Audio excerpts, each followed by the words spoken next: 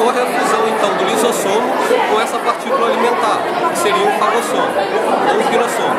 Quando ocorre essa junção, eles formam um vacúolo digestivo e é dentro dele que ocorre a digestão intracelular.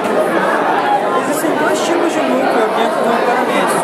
O macronúcleo, também chamado de núcleo nuclear, responsável pelo metabolismo celular. E o micronúcleo é responsável pela regulação genética durante a função sexual, também chamado de núcleo germinativo.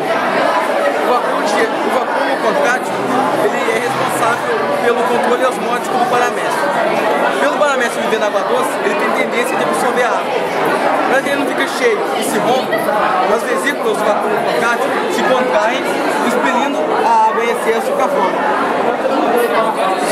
Seria algo do paramécio. Após poder reduzir a alimentação, o que sobrar vai ser